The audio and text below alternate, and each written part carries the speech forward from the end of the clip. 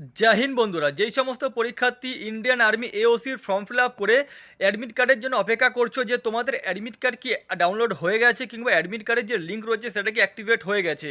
তোমাদের মধ্যে অনেকে ডাউট রয়েছে যে দাদা আমার মাধ্যমিকে এত পার্সেন্ট নাম্বার রয়েছে, অত পার্সেন্ট নাম্বার রয়েছে, তাও আমার কাছে কোনো রকম মেল কিংবা কোনো রকম এসএমএস আসেনি।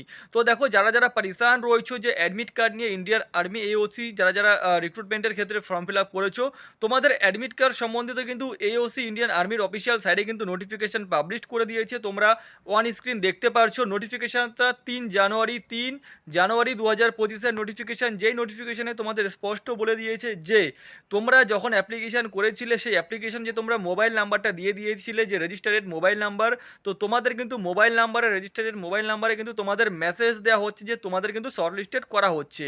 তার নিচে তোমরা আরও একটা কলম দেখতে পারবে, যেই কলমে তোমাদেরকে বলা হয়েছে যে তোমাদের এখন পর্যন্ত কিন্তু কিছু না কিছু যেটা টেকনিক্যাল ইস্যু চলছে, যে ইস্যুর কারণে কিন্তু তোমাদের অনেক ক্যান্ডিডেটের কাছে কোনো রকম মেল কিংবা কোনো রকম কিন্তু মেসেজ যায়নি। তবে এটা কিন্তু খুব শীঘ্রই তোমাদের ঠিক হয়ে যাবে, যেটা তোমাদের 2 থেকে 3 দিনের সময় দেওয়া হয়েছে। তো আমি একটা কথা বলবো, যারা পারিশান রয়েছে, যারা চিন্তিত রয়েছে যে তোমাদের কোনো রকম মেলে আসেনি অ্যাডমিট কার্ড, কোনো রকম মেসেজ আসেনি, কাউকে কোনো রকম টেনশন করতে হবে না। যেরকম নোটিফিকেশান অফিসিয়ালি সাইডে আর্মি এওসির যে অফিসিয়াল সাইট রয়েছে তোমাদেরকে নোটিফিকেশনের মাধ্যমে জানিয়ে দেওয়া হয়েছে সেখানে কোনো রকম টেকনিক্যাল ইস্যু চলছে। সাপোজ ধরে নাও যে তোমাদের নাম আসলো না কিংবা তোমরা জানতে পারলে না যে তোমরা শর্টলিস্টেড হয়েছো ফিজিক্যাল টেস্টের জন্য।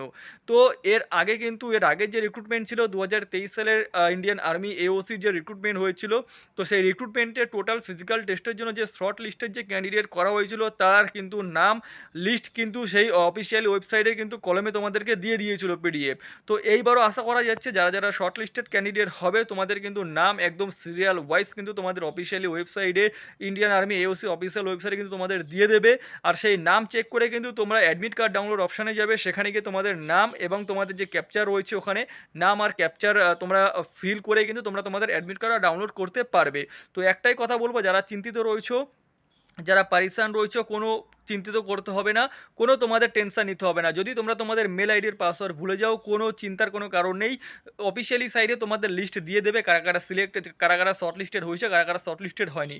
নয়তো তোমাদের যে রেজিস্টার্ড মোবাইল নাম্বার রয়েছে, তোমরা যখন ফর্ম ফিল আপ করেছিলে, তো সেই ফর্ম ফিল আপে সেই রেজিস্টার্ড মোবাইল নাম্বারে কিন্তু তোমাদের মেসেজ দিয়ে দেবে যে তোমরা শর্ট লিস্টেড ক্যান্ডিডেট, তোমরা অ্যাডমিট কার্ড ডাউনলোড করতে পারবে। তো সমস্ত কিছু নোটিফিকেশান কিন্তু তোমাদের পেয়ে যাবে। যদি বাই চান্স তুমি তোমার মোবাইলে যদি তুমি চেক নাও করতে পারো, তো অফিসিয়ালি নোটিফিকেশনে যখন দিয়ে দেবে অবশ্যই আমি তোমাদেরকে জানিয়ে দেবো। তাই ততক্ষণ পর্যন্ত চ্যানেলটা অবশ্যই সাবস্ক্রাইব করে রাখো, যারা ইন্ডিয়ান আর্মি এওসির ক্যান্ডিডেট রয়েছে, পরীক্ষার্থী রয়েছে। দেখো, কাউকে চিন্তিত করতে হবে না, কাউকে পরেশান হতে হবে না।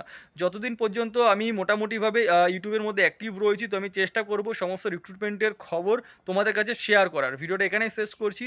যারা যারা এখনও পর্যন্ত চ্যানেলটি সাবস্ক্রাইব করোনি, করে রাখো। জয় হিন্দ।